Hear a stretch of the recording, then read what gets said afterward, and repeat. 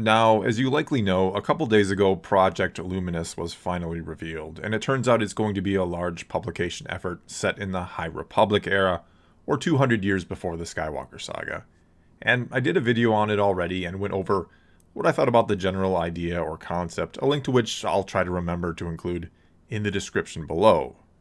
Anyway, since doing that video, many of you have asked me, and I've seen others commenting about this online, if this might end up being some woke, agenda-driven project, citing the fact that diversity is written on their whiteboard twice, and that some of those involved in the project are very vocal about diversity and all of that on Twitter and elsewhere, and if maybe they're forgetting about another type of diversity that a lot of fans feel has been missing in Disney Star Wars, which is a diverse amount of alien creatures.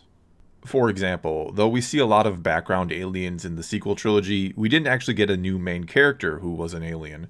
The two closest things to it were Maz Kanata, who had a small role in the first movie before barely getting seen in the second, and then having another bit part in the third, and Snoke, who gets chopped in half just when he was starting to get interesting.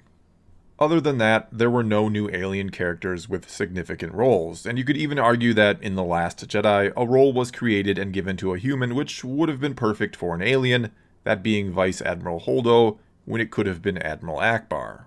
Hell, if you didn't want to use Akbar, Holdo could have been an alien herself, and as I've suggested before, she could have come from a very authoritarian species that doesn't usually confer with subordinates and just expects to be obeyed. That makes more sense than Holdo just expecting everyone to have hope while keeping them in the dark in regards to her plan. And so to me at least, the sequel trilogy comes off feeling like a galaxy full of humans that happens to have some aliens in it, whereas the previous two trilogies, especially the prequels, felt like a galaxy full of aliens that humans just happen to be a part of as well. I mean, never does the sequel trilogy explore or highlight any alien culture. In the prequels, the Gungans were front and center at one point, and in the originals, we got the Ewoks. And sure, maybe those aren't the two most beloved alien species in Star Wars, but at least we were shown there are other societies beyond just those created by humans in this galaxy. Anyway, in all fairness here, from the concept art we've seen so far, it does look like there will be a lot of alien species in Project Luminous, which is great. It also looks like we'll be going to more remote, unexplored areas of the galaxy, which should be filled with strange new races of people, which is also great. And of the humans we've seen, it looks like there's pretty much an equal number of male and female characters, and that they come in all colors, which is also great, and as I've argued elsewhere, makes perfect sense for many reasons in Star Wars. For one, the Force, as far as we know, randomly picks who is Force sensitive, which means there should be roughly an equal split when it comes to male and female Jedi.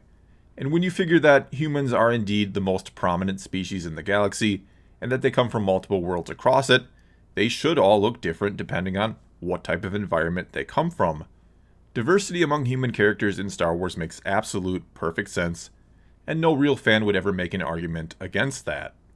And yet there does seem to be a portion of the fanbase that takes issue with diversity in Star Wars, or maybe I should say forced diversity, which I would loosely and quickly define as when diversity takes precedence over most anything and everything else, when it's more about checking boxes than it is what's best for the story.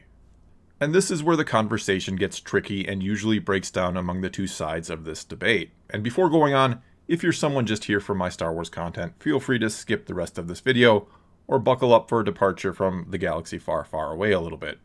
Anyway, this is again where the conflict over diversity arises, because for some, it's one of those things that's beyond reproach, that if you are not 100% for diversity, you must be a bigot who is entirely against it, and hence you must be someone who only ever wants to see white men in movies and behind the scenes making those movies.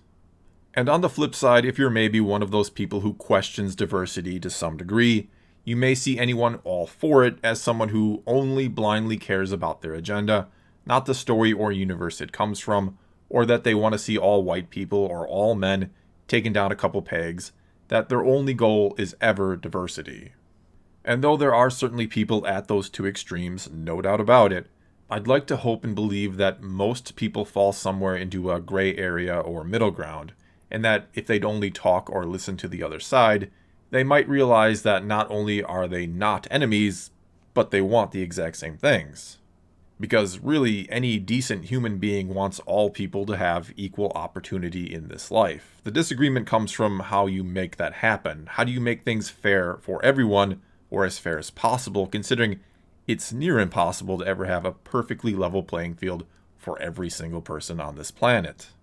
And some feel you have to be very proactive. You have to make sure women and people of color, a term of which I'm not a fan of because it perpetuates this idea that there's white people and then there's everyone else, like there's these two sides that are or have to be against each other in some respect.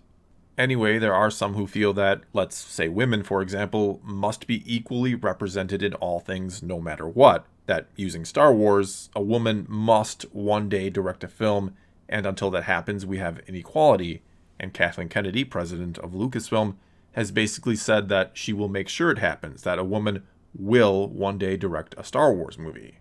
And if you're someone who looks at a statement like that and questions it at all, if you ask why a woman has to one day direct a Star Wars movie, which I'll admit does sound horrible at face value, it's immediately assumed you don't want to see it happen, that you'd even be against it, when in reality, what you want, what most fans want, is to just see the right person get the job, so that the best possible story is told and movie made, which could certainly be done by a woman. But when you say a woman will direct someday, you're implying that you'll eventually select one no matter what, even if maybe there was a better choice for the job that happened to be a man. And for those who oppose forced diversity, therein lies the big problem.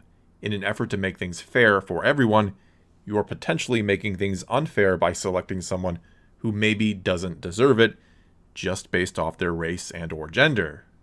Which is of course the whole problem in the first place, the claim that white people, men in particular, are being picked because of their gender, not because they earned or deserved it. And of course the counter-argument to that is women and other groups of people do deserve it, they're just not being given the chance to prove it. And I don't think anyone will argue that traditionally there's been truth to that. Throughout the history of this country, speaking of the US where I do live, white men have had more power and opportunity than others, and it's been a long, slow, painful process getting to where we are today, and some feel like we still have a very long ways to go, while others do not. Others feel we have, or are on the very cusp, of true equality for all. And so the question I would ask of someone who thinks we have a very long ways to go yet, and I ask this unironically, I'm not trying to be an ass here, I'm genuinely curious, is how does diversity get us to true equality? What's the end game here? When will we consider everything fair for everyone? What's that look like exactly? At what point do we finally stop favoring certain groups of people and just judge people as individuals? Shouldn't that be what we're striving for right now? Because favoring people based off race and gender is what got us into this problem in the first place, so how does wanting to do the same thing in reverse get us out of it?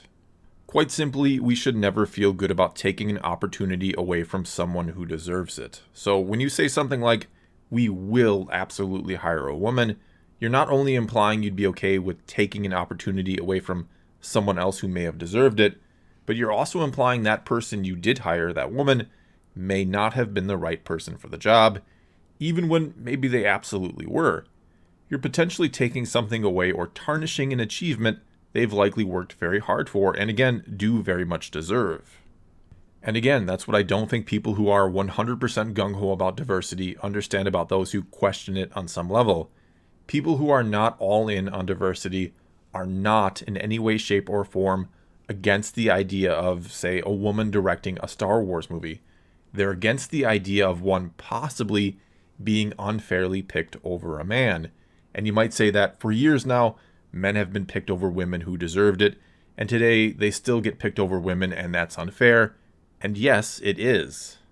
But you can't correct one unfair act by committing another unfair act. If we're ever going to truly get over the mistakes of the past, we have to look for ways to never repeat them in the future, not do it all over again to a different group of people this time, in the hopes of reaching some magical point where every group of people will be fairly represented in all things. That is impossible. Because, for one, you can just keep breaking people down into smaller and smaller groups. Once a woman directs a Star Wars movie, which again, no decent person is against, the next question for some will be, when will it be a black woman? Then, when will it be a black lesbian? And then, when will we get our first black trans woman to direct a Star Wars film? And what about an overweight black trans woman? When will one of them get a chance? And then some will complain that while we were focusing on black women getting their chance, we're neglecting every other race entirely, which isn't fair. Anyway, not to sound ignorant or like I think the solution is simple, even though theoretically it kinda is, people just need to stop looking at race and gender, but I simply do not understand putting people in groups, because you can always divide into a smaller and smaller group based on any number of factors, until you're left with just an individual, because really no two of us are exactly the same in every way, and that used to be something we cherished, or so I thought. We used to want to celebrate who we were as a person, as an individual, but now it feels like we're losing that, and we want to find a way to label and categorize everyone, as if we should all fit into broad, generic groups, and worse yet, we want to, or continue to, judge people off of those groups that they fall into, instead of seeking ways to finally get over that. Well, that's all I've got for you this time. Sorry for the little rant and or ramble here, just kind of happened, and I'll be getting back to more Star Wars in my next video. For now, give your honest thoughts on this topic of diversity, and tell me what you think the solution is, or if there even is one. Whatever the case may be, leave a comment below. And until next time, thanks for watching.